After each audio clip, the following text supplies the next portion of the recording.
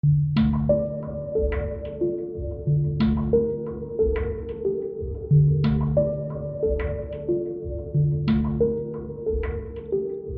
to the Underclass Podcast with Austin Picard.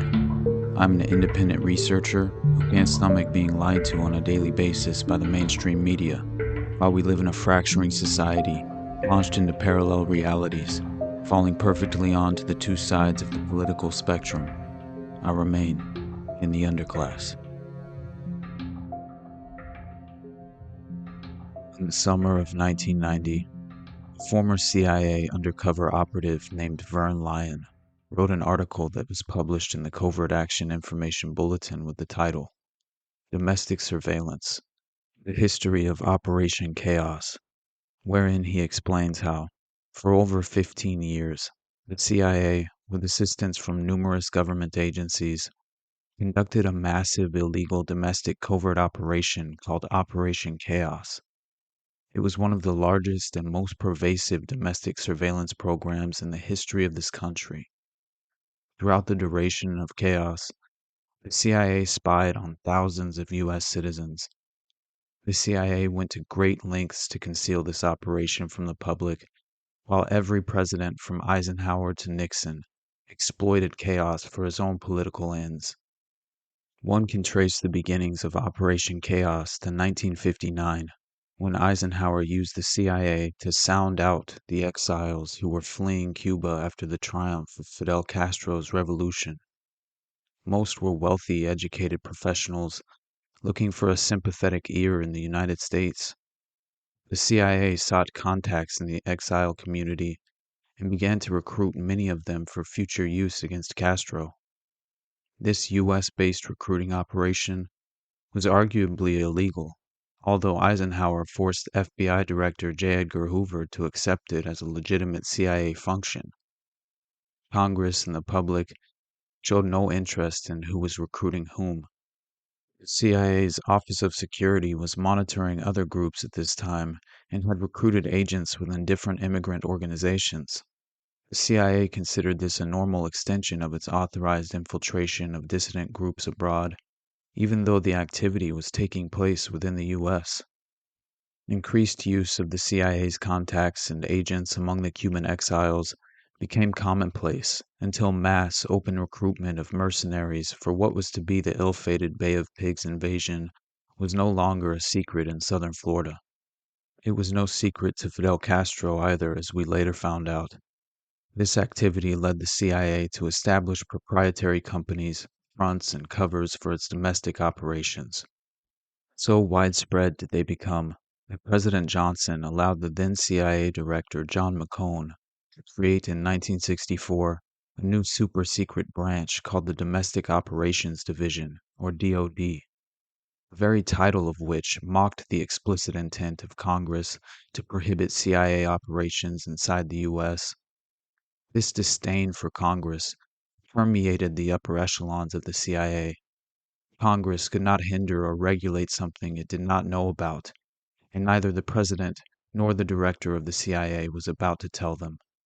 Neither was J. Edgar Hoover, even though he was generally aware that the CIA was moving in on what was supposed to be exclusive FBI turf.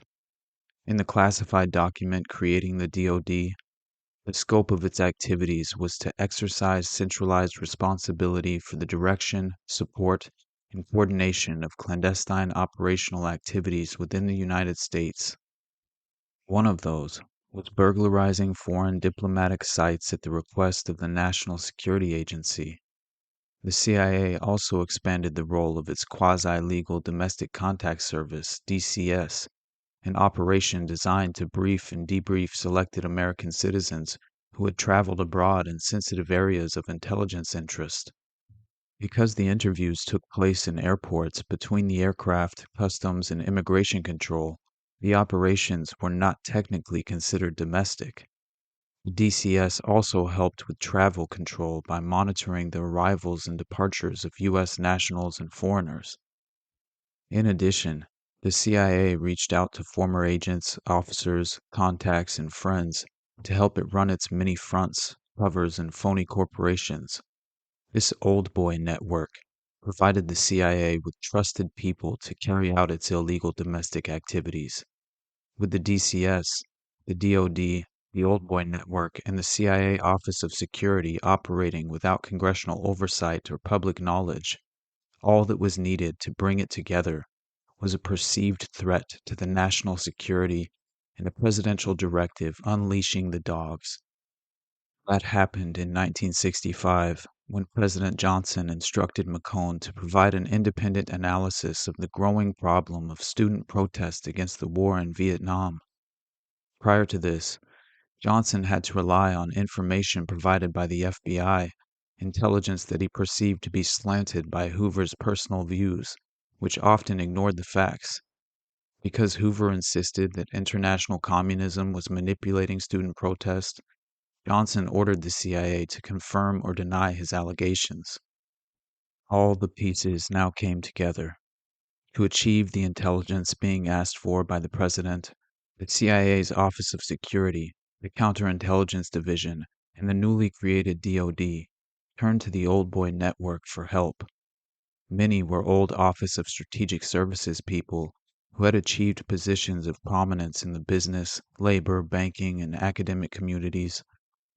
In the academic arena, the CIA sought their own set of eyes and ears on many major college and university campuses. The FBI was already actively collecting domestic intelligence in the same academic settings. The difference between the intelligence being gathered was like night and day. The FBI special agents and their informers were looking for information that would prove Hoover's theories. The CIA had other plans.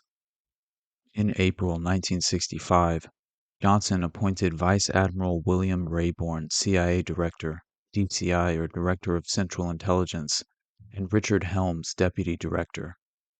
Since Rayborn's days at the helm of the CIA seemed numbered from the outset, he never really became involved in the nuts and bolts of domestic operations. That was left to Helms, a career intelligence officer who had come up through the ranks. He had been Deputy Director for Plans, DDP, since 1962, and Deputy DCI from 1965 to 1966, and could be trusted. Helms became DCI in June 1966. As Deputy Director, he had allowed the CIA slowly to expand its domestic intelligence operations and understood his orders from President Johnson were to collect intelligence on college and university campuses with no governing guidelines other than "don't get caught." Helms now had a free hand to implement Johnson's orders, and by August 1967, the illegal collection of domestic intelligence had become so large and widespread that he was forced to create a Special Operations Group, SOG. The SOG was embedded in the DDP's Counterintelligence Division and provided data on the U.S. peace movement to the Office of Current Intelligence on a regular basis. As campus anti-war protest activity spread across the nation, the CIA reacted by implementing two new domestic operations. First, Project Resistance was designed to provide security to CIA recruiters on college campuses. Under this program, the CIA sought active cooperation from college administrators, campus security, and local police to help identify anti-war activists, political dissidents, and radicals. Eventually, information was provided to all government recruiters on college campuses and directly to the super-secret DoD on thousands of students and dozens of groups. The CIA's Office of Security also created Project Merrimack to provide warnings about demonstrations being carried out against CIA facilities or personnel in the Washington area. Under both projects, the CIA infiltrated agents into domestic groups of all types and activities. It used its contacts with local police departments and their intelligence units to pick up its police skills and began in earnest to pull off burglaries, illegal entries, use of explosives, criminal frame-ups, shared interrogations, and disinformation. CIA teams purchased sophisticated equipment for many starved police departments and in return got to see arrest records, suspect lists, and intelligence reports. Many large police departments, in conjunction with the CIA, carried out illegal, warrantless searches of private properties to provide intelligence for reports requested by President Johnson and later entitled Restless Youth. SOG was being directed by Richard Ober, a CIA person with an established record of domestic intelligence operations in academia. When Ramparts magazine disclosed the relationship between the National Student Association and the CIA in early 1967, Ober was assigned to investigate the magazine's staff members, their friends, and possible connections with foreign intelligence agencies. In July 1968, Helms decided to consolidate all CIA domestic intelligence operations under one program and title. The new operation was called Chaos, and Ober was in charge. Its activities greatly expanded from then on at the urging not only of President Johnson, but also his main advisors Dean Rusk and Walt Rostow. Both men were convinced that Hoover was right and foreign intelligence agencies were involved in anti-war protests in the U.S. Johnson was allegedly not convinced and wanted the CIA's intelligence in order to compare it with that provided by the FBI. After Richard Nixon took office in January 1969, Helms continued operations with the assurance that nothing would ever be leaked to the public. But he began to face pressure from two opposing factions within the CIA community. One wanted to expand domestic operations even more, while the other reminded him that Operation Chaos and similar activities were well over the line of illegality and outside the CIA's charter. To put a damper on this internal dissent, Helms ordered Ober to stop discussing these activities with his direct boss in counterintelligence, James Angleton. The internal protests continued, however, as White House aide and staunch anti-communist Tom Charles Houston pressed for ever-increasing domestic operations. Houston was eager to expand Operation Chaos to include overseas agents and to share intelligence with the FBI's intelligence division directed by William Sullivan. There were more than 50 Chaos agents now, many receiving several weeks of assignment in training positions to establish their covers as radicals. Once they returned to the U.S. and enrolled in colleges and universities, they had the proper credentials. In June 1970, Nixon met with Hoover, Helms, NSA Director Admiral Noel Gaylor, and Defense Intelligence Agency Representative Lieutenant General Donald Bennett, and told them he wanted a coordinated and concentrated effort against domestic dissenters. To do that, he was creating the Interagency Committee on Intelligence, ICI, chaired by Hoover. The first ICI report, in late June, recommended new efforts in black bag operations, wiretapping, and a mail opening program. In late July 1970, Houston told the members of the ICI that their recommendations had been accepted by the White House. John Dean replaced Tom Houston as White House aide in charge of domestic intelligence, and at his urging, a Justice Department group, the Intelligence Evaluation Committee, was established to study domestic groups over Hoover's protest. Deteriorating relations between the FBI and the other intelligence agencies, especially the CIA, caused Hoover to fire William Sullivan. At that time, Sullivan was the liaison officer between the FBI and the other intelligence agencies, and he strongly favored the expansion of domestic operations. Even Helms began to have second thoughts about how large Chaos had grown. Nixon made it clear to him that the CIA was a presidential tool he wanted at his disposal. Helms got the message, yet he also understood the growing uneasiness in other government circles. In 1972, the CIA's Inspector General wrote a report that expressed concern about Operation Chaos in the following way. We also encountered general concern over what appeared to be a monitoring of the political views and activities of Americans not known to be or suspected of being involved in espionage. Stations were asked to report on the whereabouts and activities of prominent persons whose comings and goings were not only in the public domain, but for whom allegations of subversion seemed sufficiently nebulous to raise renewed doubts as to the nature and legitimacy of the chaos program.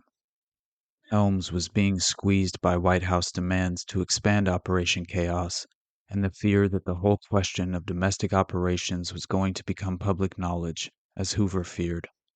Helms found himself constantly shoring up one lie with another and then another. He found himself deceiving Congress and lying to the public as well as CIA employees.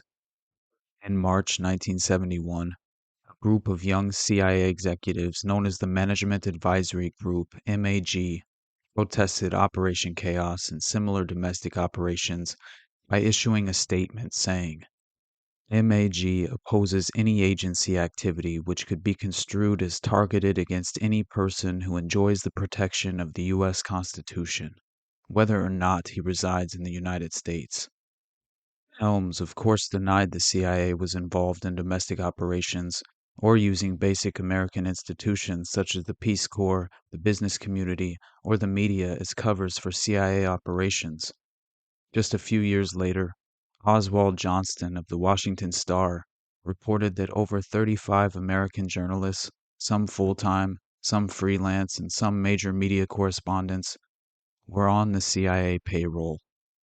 And in 1974, the CIA admitted that over 200 agents were operating overseas posing as businessmen. The web of deception, misinformation, lies, and illegal domestic activities began to unravel with speed in the summer of 1972 when Howard Osborn, then Chief of Security for the CIA, informed Helms that two former CIA officers, E. Howard Hunt and James McCord, were involved in a burglary at the Watergate complex in Washington, D.C. The house of cards was about to come crashing down, and Helms now wanted to salvage what he could and distance himself from not only Watergate, but also the domestic operations. He appointed CIA Executive Director William Colby to handle any investigations into the agency's domestic operations and began to prepare for the inevitable. Helms was called to Camp David by President Nixon and subsequently fired. His replacement was James Schlesinger, who would last but a few months. Schlesinger would be replaced in July 1973 by Colby, and Holmes would become U.S. ambassador to Iran. In an effort at damage control, Colby decided that Operation Chaos and Project Resistance should allegedly be terminated. In 1975, the CIA underwent public investigation and scrutiny by both the Church and Rockefeller committees. These investigations revealed considerable evidence showing that the CIA had carried out its activities with a tremendous disregard for the law, both in the U.S. and abroad. During the life of Operation Chaos, the CIA had compiled personality files on over 13,000 individuals, including more than 7,000 U.S. citizens, as well as files on over 1,000 domestic groups. The CIA had shared information on more than 300,000 persons with different law enforcement agencies, including the DIA and FBI. It had spied on, burglarized, intimidated, misinformed, lied to, deceived, and carried out criminal acts against thousands of citizens of the United States. It had placed itself above the law, above the Constitution, and in contempt of international diplomacy in the United States Congress. It had violated its charter and had contributed either directly or indirectly to the resignation of a President of the United States. It had tainted itself beyond hope.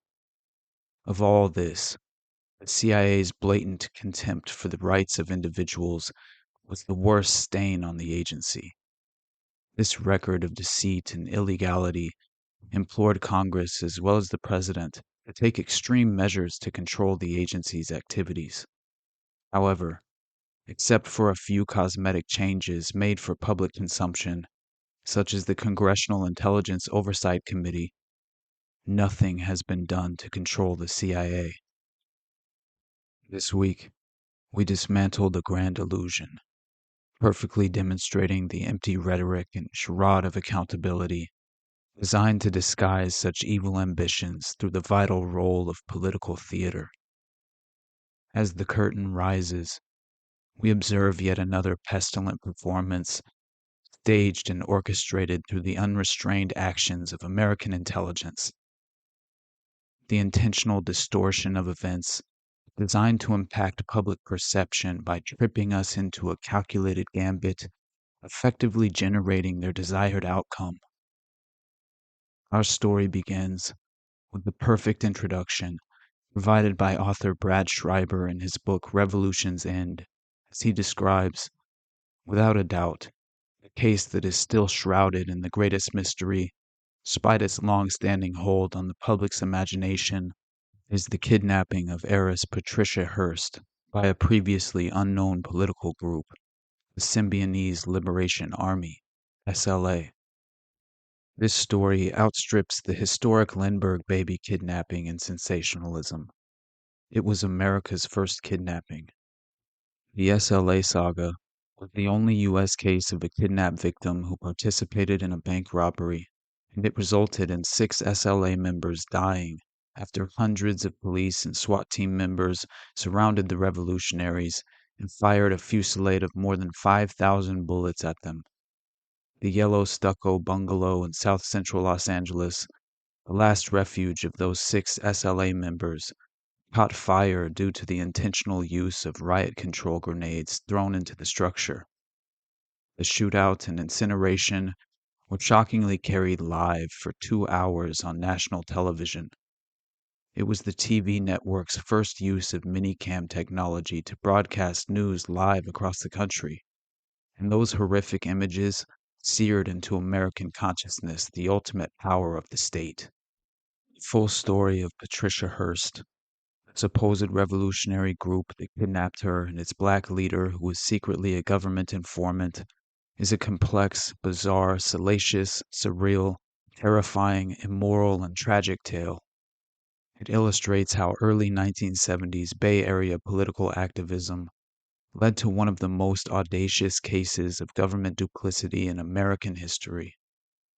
The avowed head of the Symbionese Liberation Army, Donald David DeFreeze, also known as General Field Marshal Sinkyu, or Sinkyu Matume, Swahili for filth prophet, was arguably the most contradictory, puzzling, ill-fated, psychologically complex character in the history of American radical politics.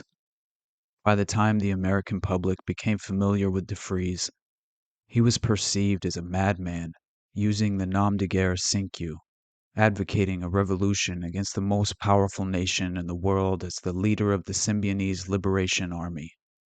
His army numbered no more than 10 white and generally middle-class young people. The hidden details of his life explain the complex relationship he had with Patty Hearst, elucidating the reason why she of all people was kidnapped, and the shifting nature of her identity as a victim who was forced to break the law and become a revolutionary.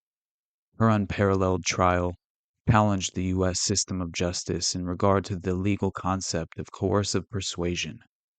That alone makes DeFreeze's life remarkable. But a full examination also reveals the twisted psychology of a desperate man who resorted to crime, became a police informant, and was then subjected to behavior modification in prison during a particularly violent phase of American history. DeFreeze made a Faustian bargain with the government. In exchange for his freedom, which proved to be short-lived, he agreed to run a violent and purposely irresponsible false revolutionary group. The Symbionese Liberation Army exceeded the expectations of its creators, the Central Intelligence Agency, and the California Department of Corrections. For it not only infiltrated leftist groups and organizations, it also destroyed the credibility of a legitimate grassroots movement, including civil rights and anti-war protest groups. An all too familiar playbook reveals itself in the form of America's most famous kidnapping on February 4th, 1974. There's been a big kidnapping on the West Coast. The victim is Patricia Hearst, the daughter of newspaper executive Randolph Hearst and a granddaughter of the legendary William Randolph Hearst. Richard Threlkeld reports. Patricia Hearst is 19 and a sophomore at Berkeley. She and her fiancé were in her apartment in this building near the campus last night when a woman and two armed men burst in, beat and bound her fiancé and a neighbor, dragged Patricia down the stairs, threw her into the trunk of a car, and drove off, firing a volley of shots around the neighborhood as they left. The neighbors were terrified. Well, I heard a scream, and then I heard what were gunshots. And I looked out the window, and all I saw were the sparks of the gun going off, and I hit the floor. Did you hear the girl who was being taken out say anything? Well, I heard her pleading, "Please no, not me," or words to that effect. Today, police were digging bullets out of parked cars and windows and walls all up and down the street. They later found the empty getaway car. It had been stolen and abandoned. Police don't have an awful lot of leads, but they know this kidnapping was too well organized to be spur of the moment. Looked like a planned operation, a quick burst into the scene, the abduction of the girl, the beating of the fiancé and the next door neighbor, and left the scene just as quick as that. According to the official narrative, archived at the University of Missouri, Patty Hearst is an American newspaper heiress grown up into a New York celebrity. She is the granddaughter of William Randolph Hearst, who was one of the country's most famous newspaper moguls and New York politicians. The 1941 Orson Welles film Citizen Kane was based in part on the life of William Randolph Hearst. Patricia Campbell Hearst was born February 20th, 1954 in San Francisco, California, the third of five daughters of Randolph Hearst and Catherine Campbell. Raised primarily in the affluent San Francisco suburb of Hillsborough, Hearst attended Crystal Springs School for Girls. Later, she attended the Santa Catalina School for Girls in Monterey. While attending Crystal Springs at the age of 16, Hearst met Stephen Weed, a 23-year-old math teacher at the school who eventually became her boyfriend and fiancé. Hearst lived with Weed while attending Menlo College, and the two moved to Berkeley when Weed received a teaching fellowship at the University of California. Hearst enrolled at Berkeley for her sophomore year and majored in art history. Weed, in his book My Search for Patty Hearst, described their relationship as pleasantly routinized with our studies, movies on weekends, laundromat and grocery runs. We were just two people. We were in love and planning to be married. Hearst was still a college student when a radical political group called the Symbionese Liberation Army, SLA, kidnapped her in February of 1974. And as the story goes, according to testimony at trial, the group's primary intention behind Patty's kidnapping was to leverage the Hearst family's political influence to free SLA members Russ Little and Joe Ramiro, who had been arrested for the November 1973 murder of Marcus Foster, an African-American superintendent of the Oakland Public Schools. A communique is issued by the SLA claiming responsibility for the murder. 2 days after the February 4th kidnapping, another communique is issued by the group and sent to Berkeley radio station KPFA. This time, the communique signed by the SLA claimed to be a warrant for the arrest of Patricia Campbell Hearst, and they demanded the release of the SLA members arrested for the Foster murder. Enclosed in the letter was Patty's credit card and a warning that anyone attempting to interfere would be executed. After the state refused to free the men, the SLA demanded that Hearst's family distribute $70 worth of food to every Californian in need, an operation that would cost an estimated $400 million.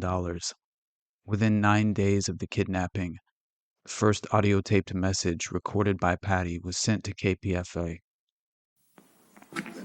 Mom, Dad, I'm okay.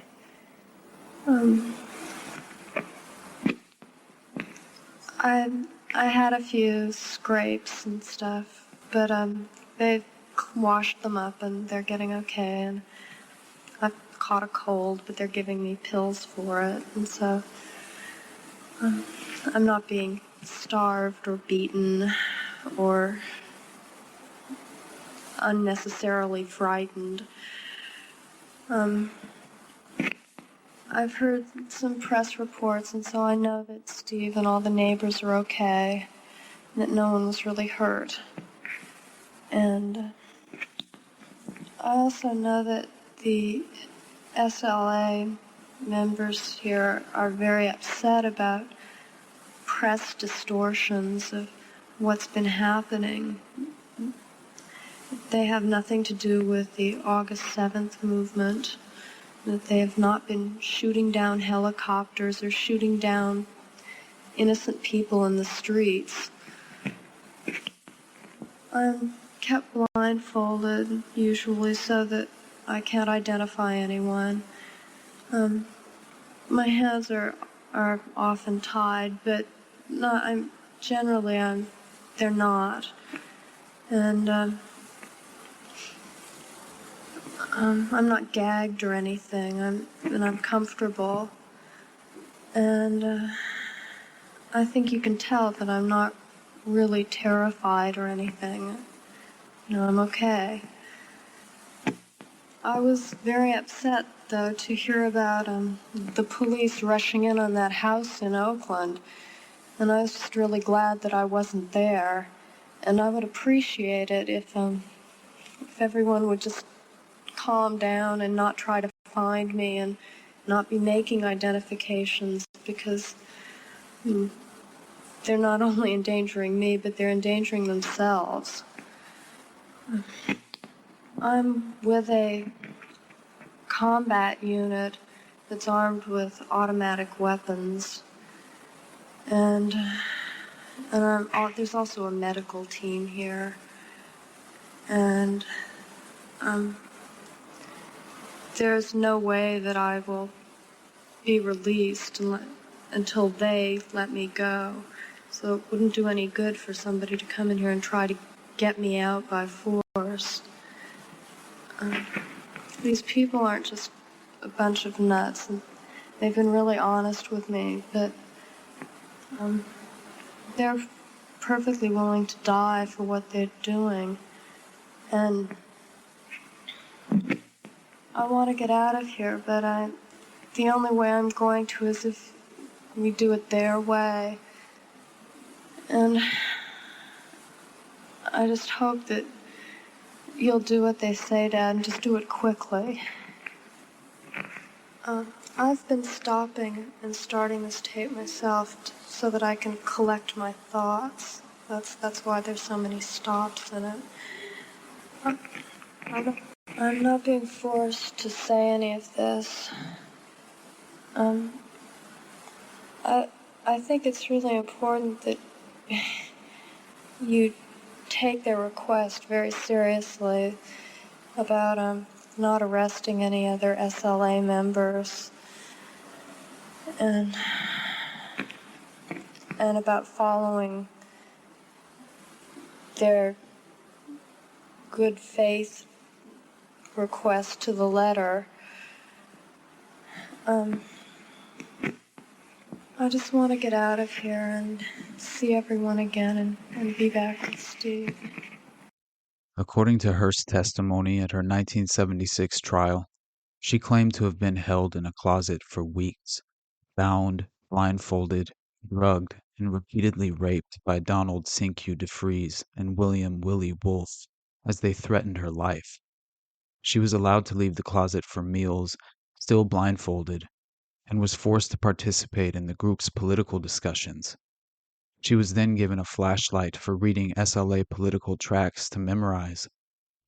Of the things she could remember throughout the trial, she said DeFries told me that the War Council had decided or was thinking about killing me, or me staying with them, and that I better start thinking about that as a possibility. I accommodated my thoughts to coincide with theirs. In April 1974, 2 months after the kidnapping, Hearst claimed to have been given an ultimatum of being released back to her family or joining the SLA. Despite her choosing to remain with the SLA, she claimed that DeFries was not actually giving her a choice at all, and that it was truly a loyalty test. Only then was she allowed to see her abductors for the first time as the blindfold was removed. Subsequently, she was given daily combat drills and lessons on what duties she was meant to perform, all while SLA member Angela Atwood was urging Patty to share in the hedonistic values and sexual freedom of the unit. On April 3rd, 59 days after the abduction, another audio tape was left outside the local KPFA radio station, where Patty officially announced her decision to the public.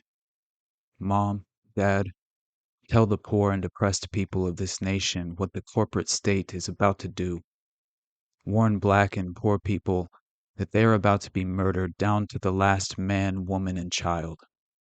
Tell the people that the energy crisis is nothing more than a means to get public approval for a massive program to build nuclear power plants all over the nation. Tell the people that the entire corporate state is, with the aid of this massive power supply, about to totally automate the entire industrial state to the point that in the next 5 years, all that will be needed is a small class of button pushers. Tell the people, Dad, that the removal of expendable excess, the removal of unneeded people, has already started. I have been given the choice of 1, being released in a safe area, or 2, joining the forces of the Symbionese Liberation Army and fighting for my freedom and the freedom of all oppressed people. I have chosen to stay and fight. I have been given the name Tanya after a comrade who fought alongside Che in Bolivia. It is in the spirit of Tanya that I say, Patria o muerte venceremos. 12 days later, on April 15th, 1974, Hearst was recorded on surveillance video wielding an M1 carbine while robbing the Sunset District branch of the Hibernia Bank at 1450 Noriega Street in San Francisco. The bank happened to be owned by the father of one of Patty's closest friends from high school. And almost as if it were out of a script, Hearst allegedly went out of her way to identify herself to the customers of the bank, screaming, "I'm Tanya. Up, up against the wall, motherfuckers." 2 men, upon entering the bank during the robbery, were shot and injured by the SLA. Witnesses testified that they thought Hearst had been several paces behind the others when running to the getaway car. Attorney General William Saxby called Hearst a common criminal and not a reluctant participant in the bank robbery. But the FBI agent heading the investigation said that SLA members were photographed pointing guns at Hearst during the robbery. Within the next few weeks, Patty was involved in a string of additional crimes as an alleged member of the SLA. During the robbery of a sporting goods store in Inglewood, California, she apparently saved the lives of 2 married SLA members named Emily and William Harris by emptying the entire magazine of an automatic carbine into the overhead storefront, causing the manager to dive behind a light post. After Hearst and the Harris couple hijacked 2 cars and abducted the owners, one was a young man who allegedly found Patty so personable that he was reluctant to report the incident, testifying at the trial that she had repeatedly asked if he was okay, and even discussed the effectiveness of cyanide-tipped bullets, a known calling card of the SLA, who had used cyanide-tipped bullets in the Marcus Foster murder. Before the 3 of them could return to the SLA hideout, police had surrounded the property and began one of the longest and deadliest shootouts in Los Angeles history, broadcast live to the nation. In the ultimate show of force, more than 400 LAPD officers, under the command of Captain Mervyn King, along with FBI agents, Los Angeles County Sheriff's Department, California Highway Patrol, and Los Angeles Fire Department, surrounded the neighborhood. A member of the SWAT team fired tear gas projectiles into the structure, a riot control agent that is only intended for use outdoors. SLA members responded with bursts of automatic gunfire, and the violent siege began. The police were firing semi-automatic AR-15 and AR-180 rifles and continued to fire dozens of tear gas grenades into the house. 2 hours into the shootout, the house caught fire. At this point, some members ran from the house as others were fatally shot while aiming guns at the police. The rest had died inside from smoke inhalation, burns, and gunshot wounds.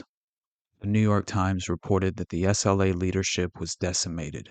Donald DeFreeze, based on the coroner's report, had committed suicide by shooting himself in the side of the head.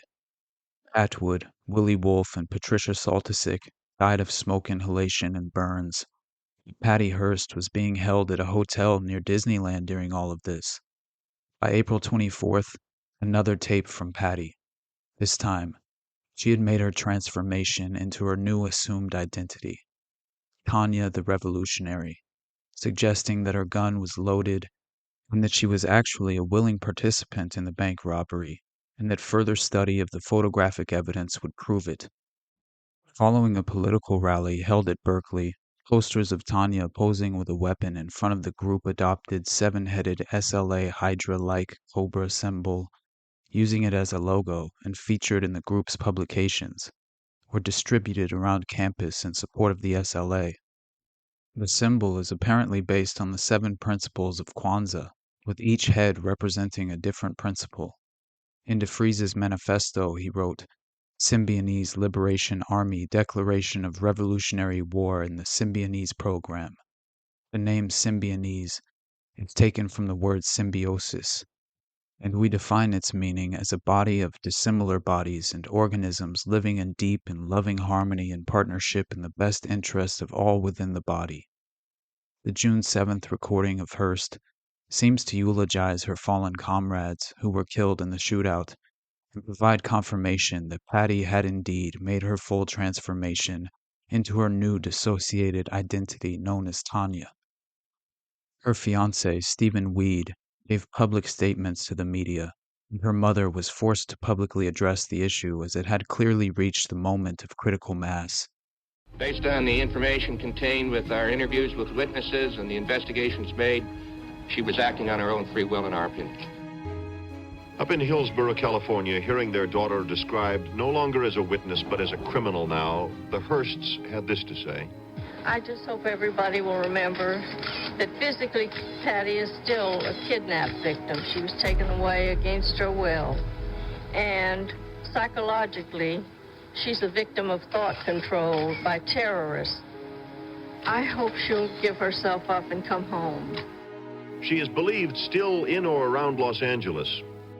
Police, for the last couple of days, have been moving from stakeout to stakeout, following one lead, then another, trying to find her and the few other SLA members who remain.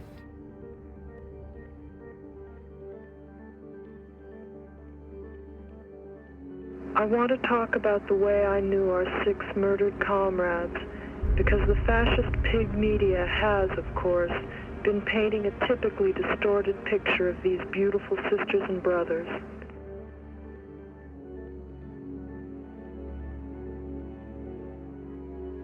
Sim Q loved the people with tenderness and respect. He helped me see that it's not how long we live that's important, it's how we live. Jelena was beautiful. She exploded with a desire to kill the pig. She taught me how to fight the enemy within through her constant struggle with bourgeois conditioning. Gabi practiced until her shotgun was an extension of her right and left arms. She taught me the patience and discipline necessary for survival and victory. Zoya, female gorilla, perfect love and perfect hate reflected in stone-cold eyes. Faiza was a beautiful sister who taught me to shoot first and make sure the pig is dead before splitting, and I'll always love her. Cujo was the gentlest, most beautiful man I've ever known. Neither Cujo or I had ever loved an individual the way we loved each other. Our relationship's foundation was our commitment to the struggle and our love for the people. It's because of this that I still feel strong and determined to fight. Our comrades didn't die in vain. The pig lies about the advisability of surrender have only made me more determined. I renounced my class privilege when Sin and Cujo gave me the name Tanya. While I have no death wish, I have never been afraid of death. For this reason, the brainwashed duress theory of the pig Hearsts has always amused me. Life is very precious to me, but I have no delusions that going to prison will keep me alive. And I would never choose to live the rest of my life surrounded by pigs like the Hearsts. death to the fascist insect that preys upon the life of the people. On September 18, 1975, Hearst was arrested in a San Francisco apartment with another SLA member, Wendy Yoshimoto, by two San Francisco police officers, FBI Special Agent Thomas Patton, and 7 other FBI agents. While being booked into jail, Patty allegedly listed her occupation as urban guerrilla and asked her attorney to relay the following message. Tell everybody that I'm smiling, that I feel free and strong, and I send my greetings and love to all the sisters and brothers out there.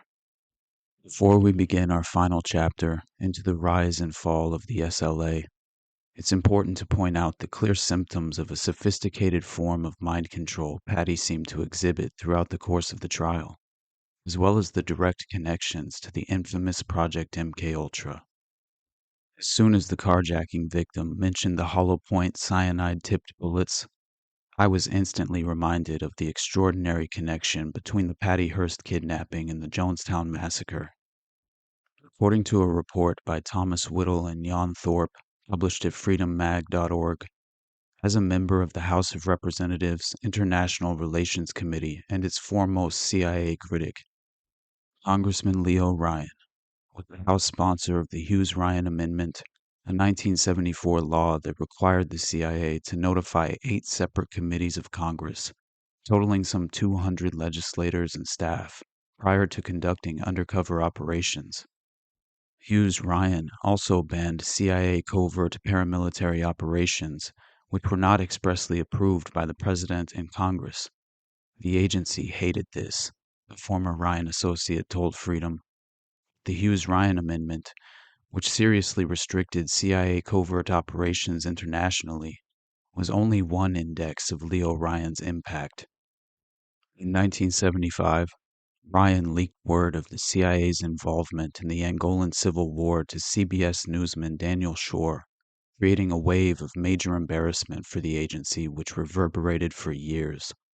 In 1977 and 1978, Ryan pressured the agency to reveal the extent of its involvement in psychiatric mind control experiments. Among the tests he pushed to expose were those performed in the early 1970s on inmates at a state hospital in Vacaville, California, which may have included among their subjects Donald DeFreeze, known as Sinkyu, a central figure in the 1974 kidnapping of Patricia Hearst. Also worth mentioning is the fact that before Donald DeFreeze became Sinkyu, the leader of the SLA, he spent 1970 at Vacaville Prison in California, following a stretch as a police informer for the LAPD. His handler, a man named Colston Westbrook, worked for the CIA. Vacaville has a notorious reputation, having been named in the mid-70s in the Senate investigations into MKUltra as a result of the testimony of Dr. Sidney Gottlieb, otherwise known as the Black Sorcerer of MKUltra. The prison had been the site of numerous psychological tests on the inmates, some including LSD going back to the 1950s, when a young Charles Manson had also been incarcerated at Vacaville.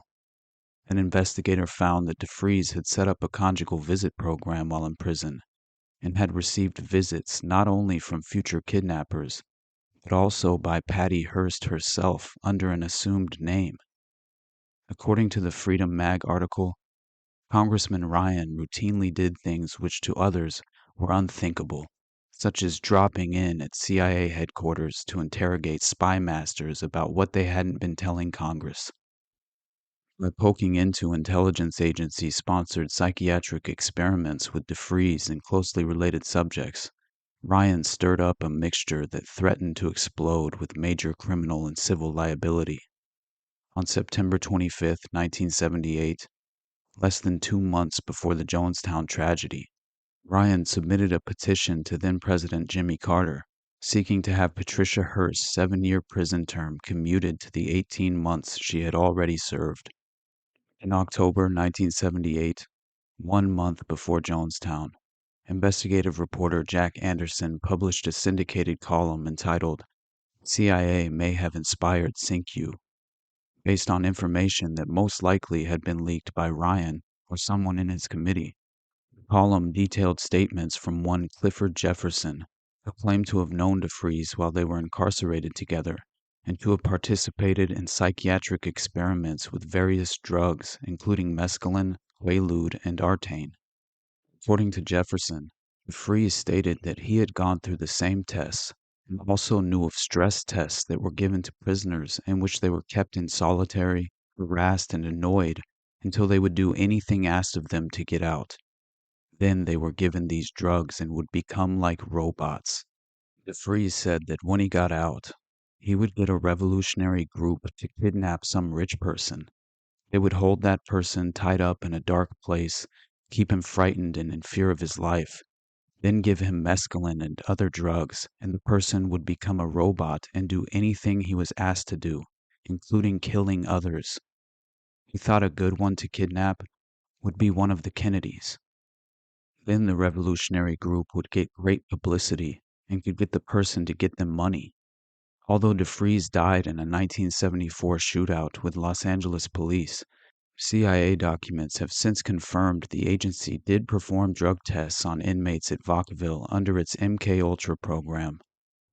These tests aimed at studying what effects drugs and stress had on prisoners to determine at what point individuals would break and become willing to follow orders blindly. As described by Dr. Lawrence T. Clannon, Vacaville superintendent, the CIA appeared interested in whether drugs could be used in questioning people, gaining their cooperation, or combating that effect. Leo Ryan's spotlight had been trained upon one of the darkest and ugliest corners of the American intelligence establishment, one for which the level of culpability could scarcely be measured: psychiatric mind control experiments, possibly combined with an illegal domestic operation, and one which elevated his status from gadfly to mortal enemy. After Hearst was convicted of bank robbery in March of 1976, before he was lured down to Guyana and murdered at the People's Temple Agricultural Project in Jonestown, it was Congressman Leo Ryan who pled for her release, claiming that Patty had been brainwashed and could not be held responsible for her actions after the kidnapping, calling her the victim of an intelligence operation gone wrong. However, instead of a victim, Hearst became a member of the FBI's 10 Most Wanted list after joining the SLA and participating in their criminal activities. Hearst was eventually arrested in 1975 and was convicted of bank robbery. At the time of her arrest, Hearst's weight had dropped to 87 pounds, and she was described by psychologist Margaret Singer in October 1975 as a low IQ, low effect zombie. Shortly after her arrest, doctors recorded signs of trauma. Her IQ was measured at 112, whereas it had previously been 130. There were huge gaps in her memory regarding her pre-Tanya life. She was smoking heavily and had nightmares.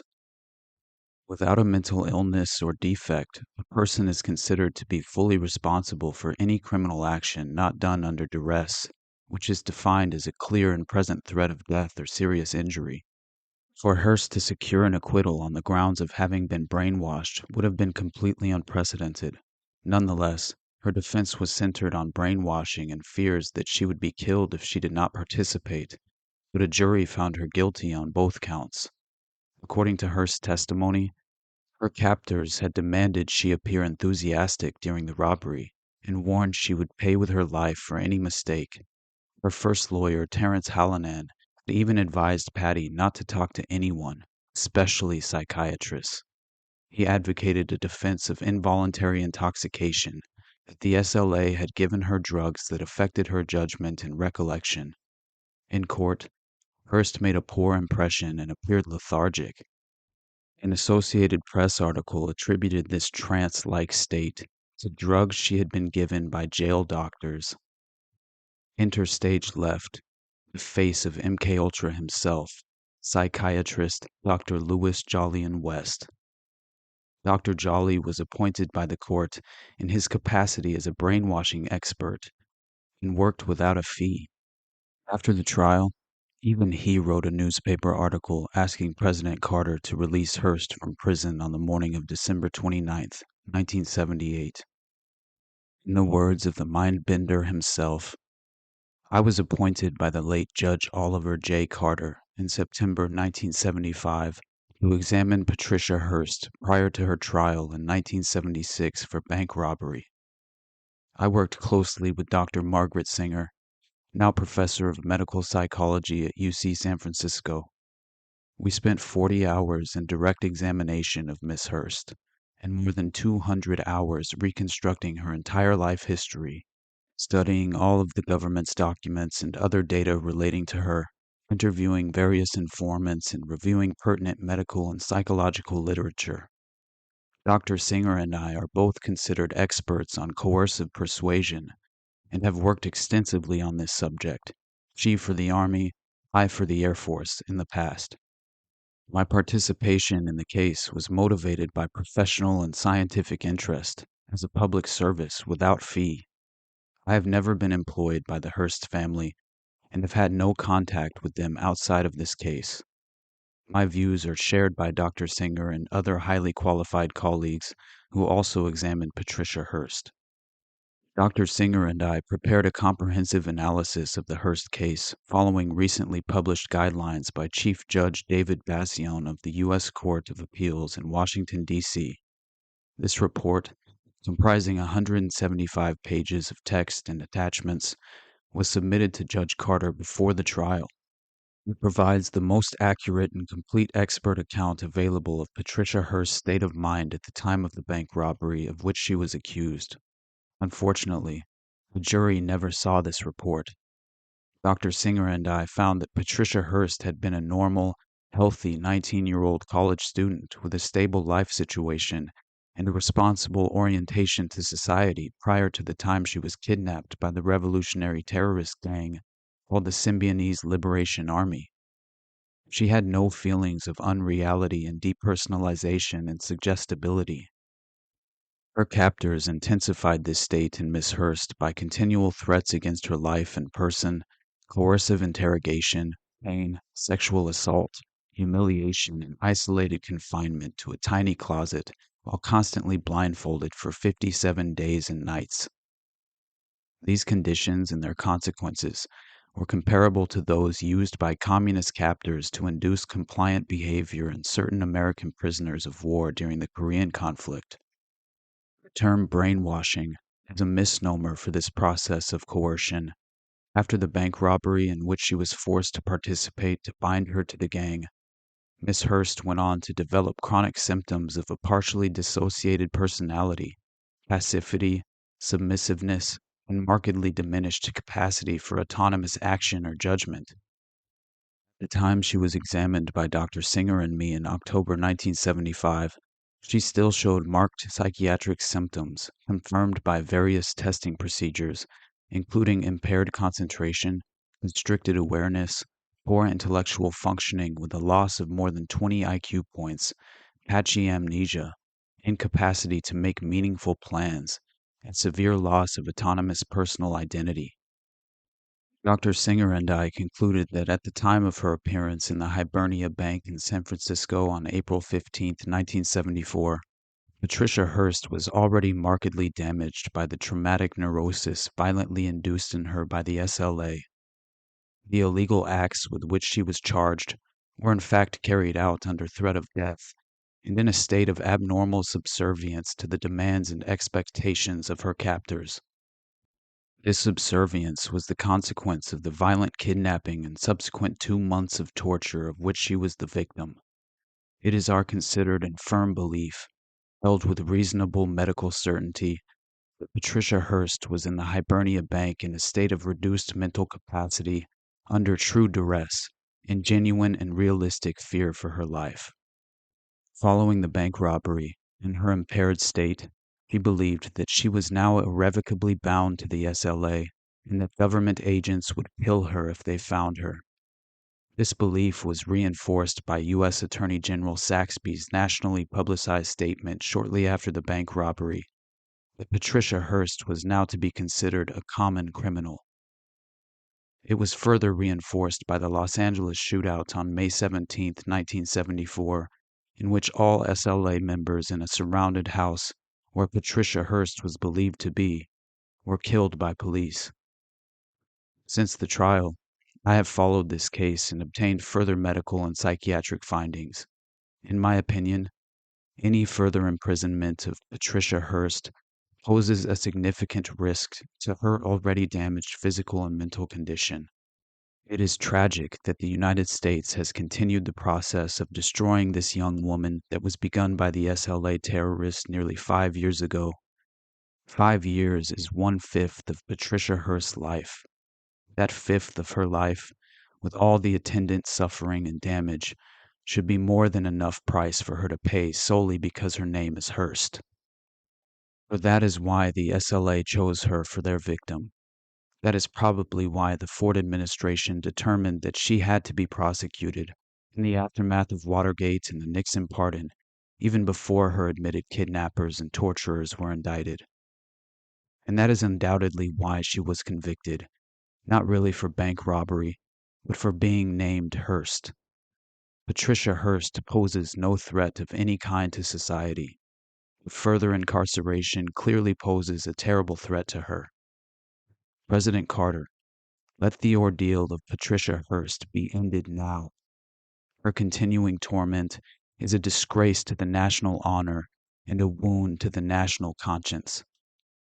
I urge you to pardon her immediately, not only in the spirit of mercy at Christmas time, but in the spirit of justice as well. President Carter commuted Hearst's federal sentence to the 22 months served, freeing her 8 months before she was eligible for her first parole hearing. Her release on February 1, 1979, was under stringent conditions, and she remained on probation for the state sentence on the sporting goods store plea, only recovering her full civil rights once Bill Clinton granted her a pardon on January 20, 2001, his last day in office. Since her release from prison, Patty Hearst has led a somewhat normal life. In David Patrick Columbia's New York Social Diary, she is described as a lovely, sweet, soft-spoken personality, devoted mother, 2 daughters, Lydia and Gillian, sister, daughter, and wife. Miss Hearst Shaw lives in New York and Connecticut with her former bodyguard husband, Bernard Shaw, and their 2 daughters. Bernard Shaw was the head of security for the Hearst Corporation before his death. Patty Hearst Shaw has developed into somewhat of a celebrity, appearing in movies, television sitcoms, and writing books, including Patty Hearst, Her Own Story. Hearst has also appeared in 4 John Waters movies. Her own account of her experiences was made into a 1988 film, Patty Hearst. Despite Hearst's attempts to forget her experience with the SLA, in 1999, Hearst was ordered to testify against former SLA fugitive Sarah Jane Olson. The prosecution planned to base much of their case on testimony from Hearst. Interviewed by CNN's Larry King, Hearst said that she believed Olson, along with other SLA leaders, wanted to bring down the country. She also compared the SLA to the bombers of the Oklahoma City Federal Building and the violent 1960s Charles Manson cult, an unbelievable comparison or Freudian slip that seems to only lend more credibility to the theory as we fall further down this proverbial rabbit hole. Our final chapter heavily relies on the incredible work of investigative journalist Dick Russell, who truly helped expose the deep clandestine connections involved with the real story behind the kidnapping of Patty Hearst. On January 22, 1976, the Ann Arbor Sun published an article with the title, "Who Ran the SLA?" Russell begins by describing that the history of the SLA begins with a one-time CIA employee named Colston Westbrook, a burly, fast-talking 36-year-old specialist in Black English, now talking at the University of California at Berkeley. Early in 1966, Westbrook was hired as a personnel administrator by a civilian firm, Pacific Architects and Engineers Incorporated of Los Angeles, which was operating out of South Vietnam. According to Washington intelligence sources, Pacific Architects was a subsidiary of the Pacific Corporation, a multinational consortium headquartered in Delaware and wholly owned by the Central Intelligence Agency. SLA investigator Donald Freed claimed there is no such thing as not being a CIA employee if you work for Pacific Architects. Westbrook's specialty was agent handling, training, and indoctrination. Among his company's major tasks, Freed says, was logistical support for the CIA's Phoenix program, political assassination of so-called Viet Cong sympathizers, then ran by current CIA Director William Colby. On September 19, 1969, Westbrook severed his ties with Pacific Architects. His return to America coincided with the start of a new CIA program conducted inside the United States, Operation Chaos. The June 1975 report to the President by the Commission on CIA Activities within the United States identifies Operation Chaos as a collector of information on dissident Americans. Project 1 of Operation Chaos was titled Acquiring Assets in the Peace and Black Power Movements in the United States. Project 2 began late in 1969, read in part, individuals without existing dissident affiliation would be recruited, and after recruitment, would acquire the theory and jargon and make acquaintances in the New Left while attending school in the United States. The idea was to recruit agents who could penetrate the various radical groups. There were no better recruiting grounds than the Black Power movements inside the prisons. Colston Westbrook, who moved in as a teaching assistant in a Berkeley Afro-American Studies program, soon volunteered his services as a tutor to the Black Cultural Association, a prison project meeting twice weekly inside Vacaville Prison. Westbrook encouraged visitors, especially young white Berkeley students interested in prison reform. One was William Wolfe, son of a prominent Pennsylvania physician who chaired Westbrook's class at Berkeley. At the time, Wolfe was living in a Berkeley collective called Peking House with Russell Little and Joseph Ramiro. Ramiro had a girlfriend, Nancy Ling Perry. All these young people had one common bond with Colston Westbrook, a friendship with black convict Donald DeFreeze, secretary of the Vacaville Prison BCA. Donald DeFreeze was a man with a past and a perfect candidate for the CIA's chaos plan. Between 65 and late 1969, while constantly on probation as a convicted felon, he had been arrested for 9 different crimes. His offenses included robbery, assault, grand larceny, escaping arrest, and possession of explosives and a cache of 200 firearms. In Cleveland, Newark, and Los Angeles, DeFreeze assumed the pose of a Black Panther. There is even evidence linking him to Ron Karenga, the leader of Los Angeles' United Slaves Organization, which has been linked by the Church Committee to an FBI COINTELPRO operation, as well as to the murder of 4 Panthers. DeFreeze, and probably Karenga, were both working for the Los Angeles Police Department.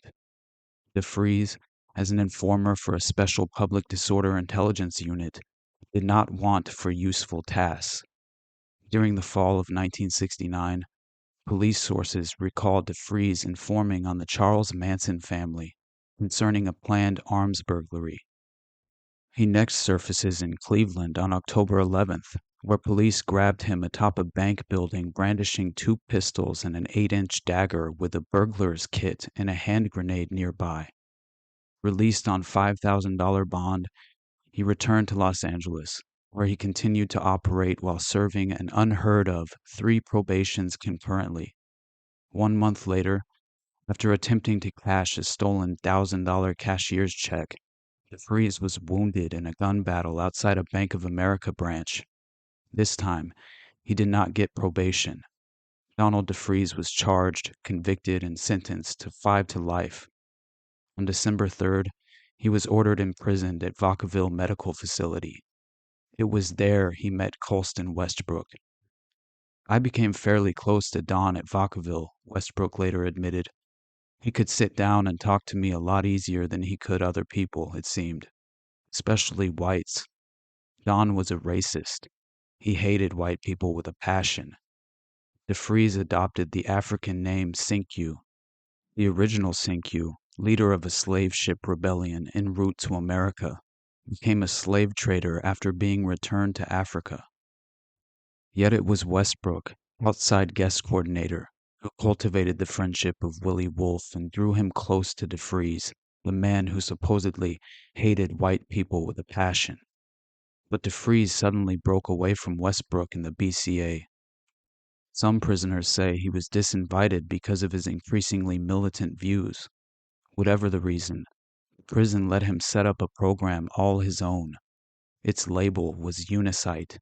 Its alleged concern, the problems of black inmates' families. DeFreeze's group had it pretty good, a Vauqueville inmate recalls, which was unusual and somewhat incomprehensible because they really had no security on them. They even had sexual intercourse with female visitors at these Unicite meetings sometimes, and the security guards didn't care. One of those Unicite visitors was an 18-year-old heiress by the name of Patty Hearst. In 1972, according to a statement by investigator Lake Headley, she first began visiting Vauqueville using the alias and identification papers of Mary Alice Seams. Seams was very similar in age, stature, and even facial appearance to Patty Hearst, and like the heiress, she was a Berkeley student. Seams's interest in the Vauqueville prison group was an inmate named Theo Wheeler. Patty's interest would become Donald DeFreeze. There are trailers set up at Vauqueville for the privacy of trustees' wives when they come to visit their husbands. Somehow, DeFreeze was granted access. He apparently had private meetings there with Patty Hearst, Nancy Perry, and another eventual SLA comrade, Patricia Solsticic. Then, in December 1972, Colston Westbrook resigned from the BCA in supposed outrage at the visiting self-taught commies. DeFreeze was transferred to Soledad. He had been inside Vauqueville, normally a 90-day holding tank for prisoners in transit, for 3 years. At Soledad, once again he would gain access to a trustee visitation house and renew a brief relationship with Patty Hearst. Once again, he would be the leader of a prison group, this time the SLA. The Soledad SLA was an already created organization that initially seemed no different from any of the other 5 gangs: the Mexican Mafia, Nuestra Familia, Aryan Brotherhood, American Nazis, and Black Liberation Army, all of which were established along strict racial lines. The SLA, though, was a mixed bag. It possessed no ethnic foundation or guiding philosophy. The only integrated group, it seemed to have little conscious purpose. Its cobra symbol was borrowed from both the Black nationalist group and the Ku Klux Klan, and its very name, SLA, could be found in a pulp novel, The Spook Who Sat by the Door. The most bizarre thing about the Soledad SLA was Sinkyu himself. He talked crazy sometimes. I looked in his locker one day and found a big bottle of Ephorol. They used this drug on the inside for thought control. The Don was taking these pills of his own free will. Like candy, says General Khan, the new field marshal of the SLA, and at that time, DeFreeze's right-hand man. As far back as 1968, General Khan had known DeFreeze on the streets of San Francisco. Khan was then peddling weapons to the Venceremos Brigade, listed on the CIA's books as a group to be infiltrated, and was regarded as one of the biggest speed and cocaine merchants in Northern California. DeFreeze had been among his drug clientele. Busted for manslaughter and possession of narcotics, Khan found himself inside Soledad, close to DeFreeze. DeFreeze began talking at length to General Khan about his relationship with Patty Hearst. Alone in the Soledad trustee rooms, DeFreeze had told her that his old Unicite program had transformed here into the SLA, a revolutionary cadre dedicated to the cause of the oppressed. There is evidence that Patty gave sums of money, writes investigator Donald Freed, and even aided in the purchase and storage of SLA ammunition. According to Lake Headley's statements, discussions were held between Patricia Campbell Hearst and the Symbionese Liberation Army concerning a kidnapping, not her own. The planned kidnapping, DeFries told Kahn, was of Patty's two younger sisters. They would be taken to Colorado and held for ransom from her millionaire parents. But Patty had balked at the suggestion of her own kidnapping, and finally coming to feel that DeFries was being frivolous, dropped the subject entirely. DeFries was not joking. Don said he wanted to hit Hearst for the recognition that would be involved, General Kahn told investigator Rusty Rhodes. He said he wanted to see her beaten and broken to the lowest thing on earth, lower than even himself. We discussed the SLA's complete plan of action early in 1973. It was obvious Don was going to split Soledad and that he had a lot of help. He would set up safe houses in Berkeley, and once that was done, I would get word and lead the second wave out. There were 8 of us who would escape and make our way to San Francisco, and we'd all meet Don at a flop house next to the Greyhound bus station. Don and his group would snatch Patty. Second wave, my command, would grab the 2 younger Hearst girls. Both commands would then set up in the area, but I'd go to Colorado and find a place. I used to live in Colorado and would get a place outside Denver. I would notify the command units in 2 or 3 weeks, and they would hit the road with the 3 Hearst girls. This was the plan I expected to follow until I happened upon some new information. Despite their partnership, General Kahn had his doubts about DeFries. They went back to their first days together on the street, when Kahn was approached by police about turning informer not long after he met DeFries. Those doubts continued because of DeFries's privileged liaisons with white female visitors in prison and his SLA leadership role. There was talk that DeFries worked with certain guards as an intermediary in drug deals or as an informer on other gangs. I caught DeFries and Lieutenant James Nelson talking in the custody room, Kahn says. They were discussing the SLA when Nelson saw me and ordered me into the recreation yard. DeFries told Nelson, "No, let him stay. He knows everything. He's the second man." So then Nelson looked at me and told me I was going to escape. I didn't trust Nelson. I quietly started warning some of my people that the Department of Corrections knew our plans. Outside the prison walls, though, DeFries's credentials as a revolutionary were already well established among a number of Berkeley students. They knew him as a dedicated leader in 3 prison programs, the BCA or Black Cultural Association and Unicite at Vacaville, and now the SLA in Soledad. It would be easy for him to move inside the radical scene. That was, after all, what the CIA's chaos was all about. In March 1973, Cinque escaped from Soledad. John had been sent to South Soledad where there's no security, says General Kahn.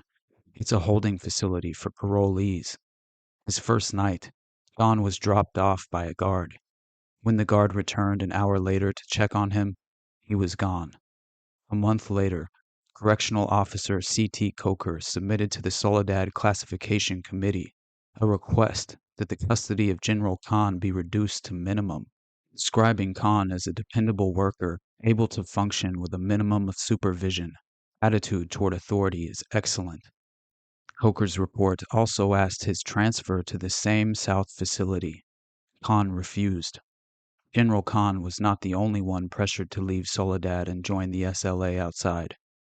Damion Tomita, with DeFries at Vacaville before his transfer, found himself called into the office of Lieutenant Nelson late in August of the same year.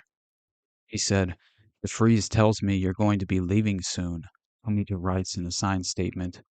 "You'll be notified. You'll be a new recruit of DeFries's. Either accept this or suffer the consequences here." In August, Thurl Wheeler was given the job of maintaining a baseball field outside the Vacaville walls. Wheeler had known DeFries well in the BCA, and Wheeler's girlfriend, Mary Alice Seams, had given her ID to Patty Hearst.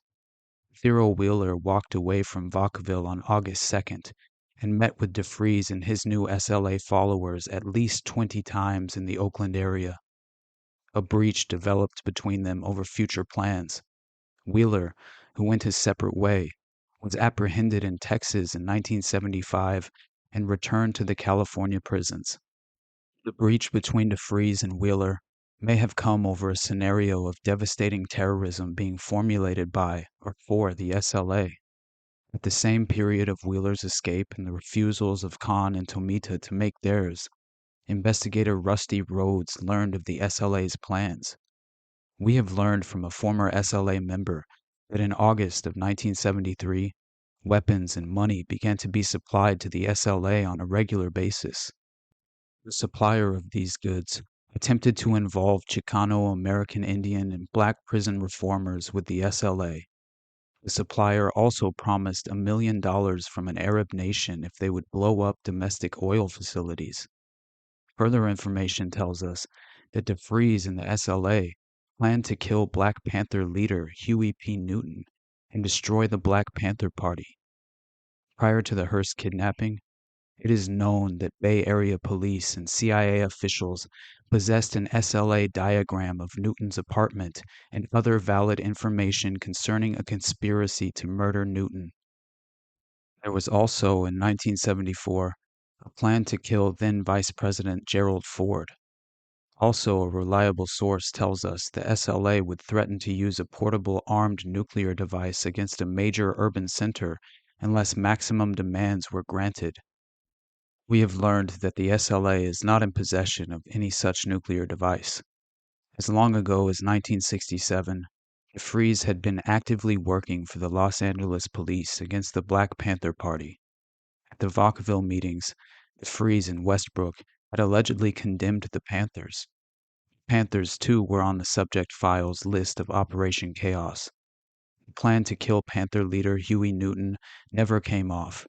But at the Vacaville BCA meetings, they began to talk about a black man who was drawing uncomfortably close to granting reform demands from a Black Panther chapter. This was Dr. Marcus Foster, Oakland Superintendent of Schools. On November 12th, shortly after he agreed to go along with Panther wishes for school reform, Dr. Foster was gunned down by a cyanide bullet. Witnesses saw 2 blacks fleeing down a city street. On November 7th, Symbionese Liberation Army Communique No. 1 claimed credit for the assassination, out of love for the people.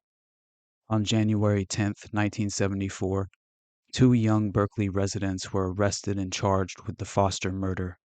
They were Joseph Ramiro and Russell Little, old roommates of Willie Wolfe, old comrades of the Vacaville BCA. The day of their capture, Nancy Ling Perry, old girlfriend of Ramiro and prison visitor of DeFreeze, set fire to an SLA safe house. The abduction of Patty Hearst came about on February 4th, 1974. Screaming, "Not me! Oh God, not me!" Patty was dragged half-naked by 2 black men and a white woman from her Berkeley apartment. She was the first known political kidnapping victim in American history. "My name is Sinkyu," DeFreeze's first taped message began. "I am a black man and representative of black people. I hold the rank of General Field Marshal in the United Federated Forces of the Symbionese Liberation Army. Today I received an order from the Symbionese Liberation War Council to verify that Patricia Campbell Hearst is alive and safe. On April 3rd, calling herself Tanya, a KGB agent who joined Che Guevara, and quoting from Che, Patty Hearst announced, 'I have chosen to stay and fight.'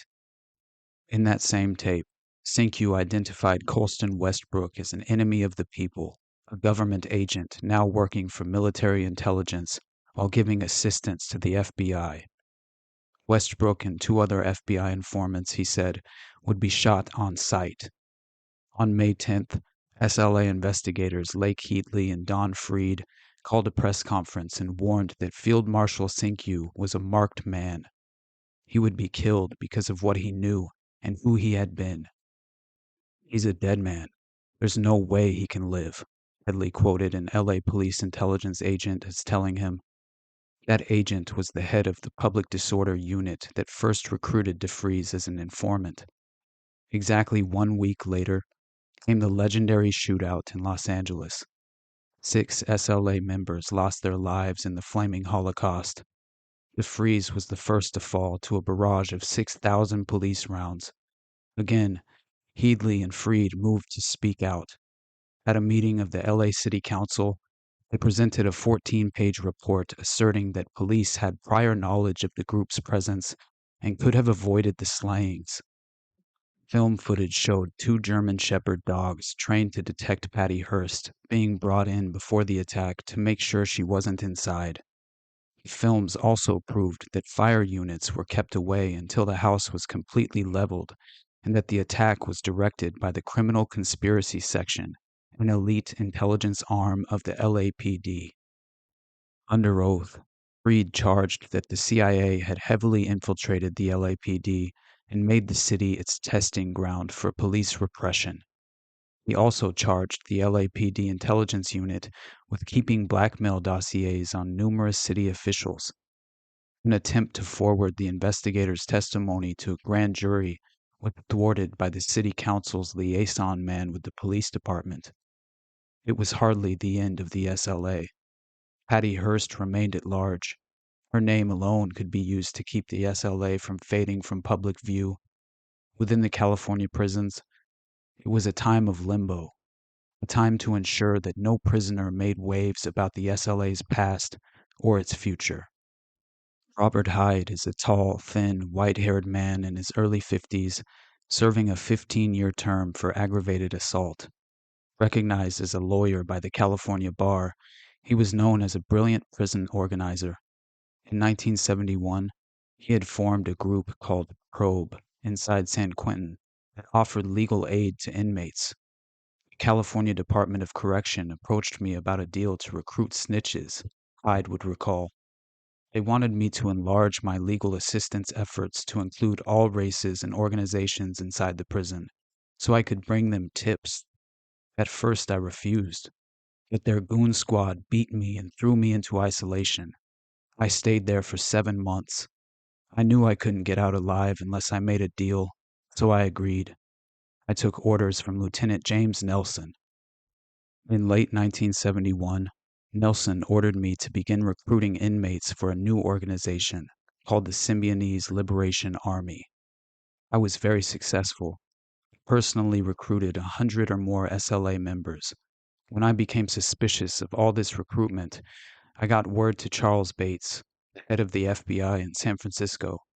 He didn't respond, but in early 1972, a Secret Service agent named Miller came in to see me, and I gave him all the information I had. Why the Secret Service? Hyde doesn't know. By the time he was transferred from San Quentin to Soledad in 1973, his original SLA was being commanded by DeFreeze. Late in 1973, Hyde contacted the FBI again. 2 men were sent to question Hyde. The day after I talked to agents Pat Beatty and Carl Gosting, he wrote to San Jose attorney Elliot Daum, "I was taken to segregation, O-Wing, the hole. It has been decided. I know too much, and I must be silenced." Terrible things started happening to Robert Hyde. First, he was blinded in one eye when eye drops in a medicine bottle turned out to be acid. Then, on April 24, 1974, he was transferred to Vacaville Medical Facility. In desperation, he wrote Attorney Daum, "I am scheduled for psychosurgery, brain section removal. All my papers and property have been taken from me." California Congressman Ronald Dellums was also alerted to Hyde's situation. When Dellums' office sought official explanation for Hyde's removal to Vacaville, Hyde was quietly returned to the hole in Soledad. It was there that Rusty Rhodes made contact with him. "Once I had authorization," says Rhodes, "I could claim attorney privilege and question inmates by saying they were material witnesses." But once Rhodes's visits began, the efforts to silence Hyde intensified. On May 31st, a letter arrived in the offices of Attorney Daum. It had been smuggled out of Soledad. The letter began, "Around May 20th of this year, I was propositioned a second time by CDC guards to kill somebody. A guard came to my cell around 2 in the morning and told me it was an old guy which had been causing problems. His name was Robert Hyde. He would move in next to me in a few days, and they wanted whatever Hyde would tell me in regards to what he was doing. I don't regret my decision to write this letter because my conscience really feels good for once. 1 month later, a second letter was passed to Hyde himself. It came from a convicted murderer serving a life sentence. Mr. Hyde, I have been told to kill you, it said. On June 19th, after the noon meal, Sergeant Christie took me to the chow hall and offered me a parole if I murdered you. Sergeant Christie gave me a knife and told me to think about it. Mr. Hyde, I think you are a good man because you have helped a lot of convicts out. I only hope that after you've finished reading this letter, maybe you can do something to save my life, because I feel that I know too much for them to let me go free. A Sacramento examiner was called in to give the inmate a polygraph test. He passed. Now Washington was alerted.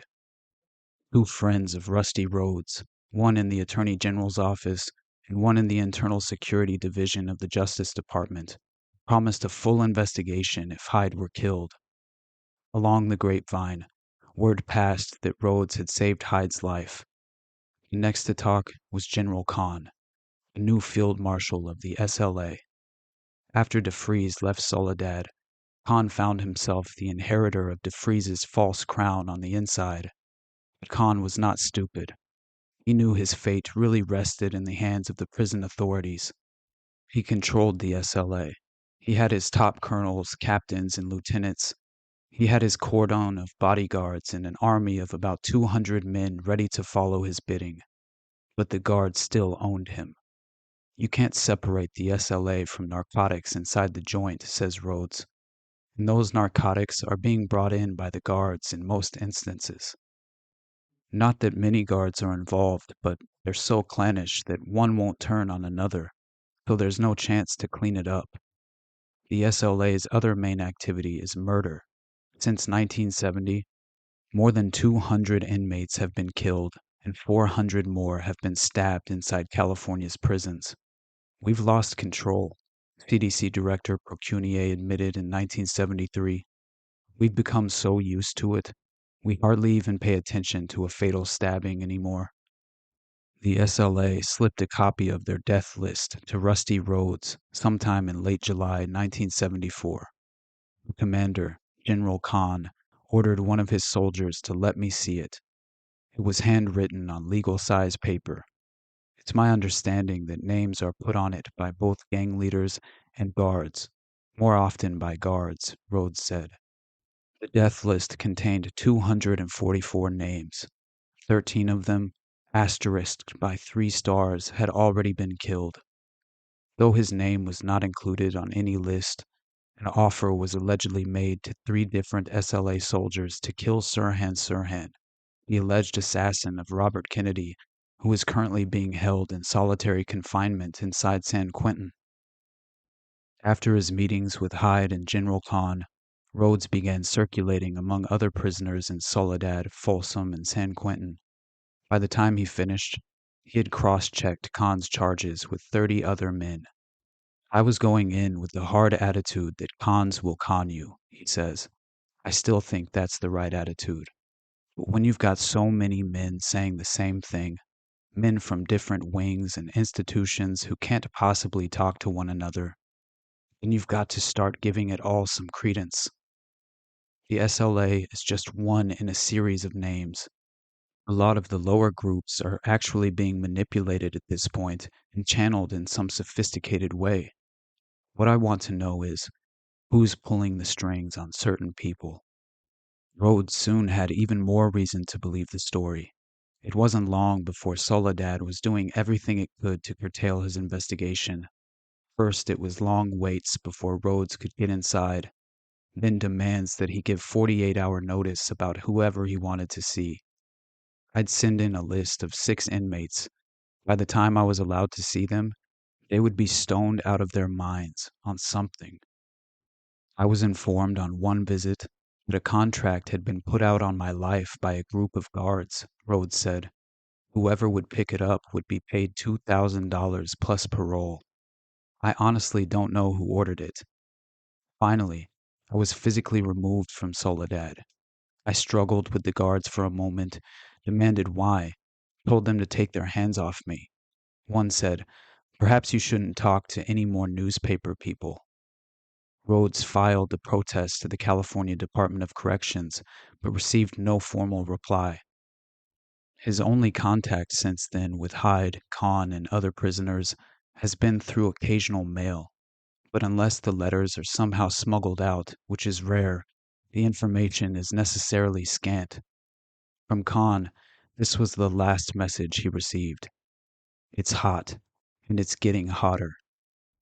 "I think every effort will be made to destroy the SLA now," says Rhodes.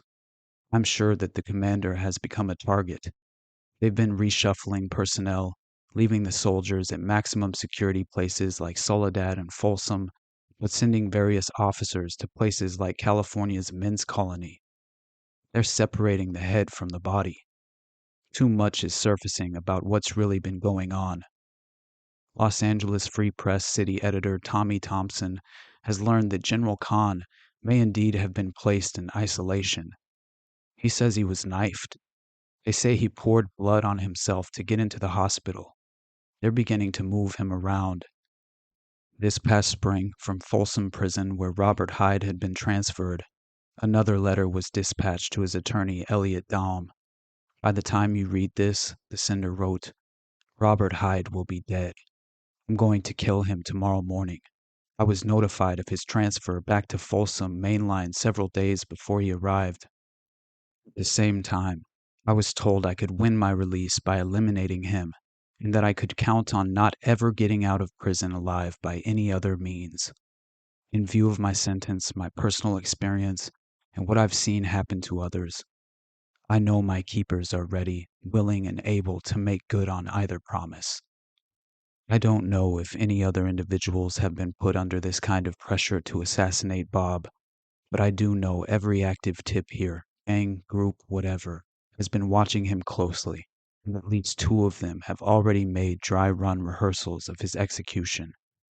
I know I'll need legal assistance. I hope you'll be willing to help me, but I don't expect you to." It was too late for Attorney Daum to warn his client or take protective measures. Several weeks passed before Hyde penned the following message.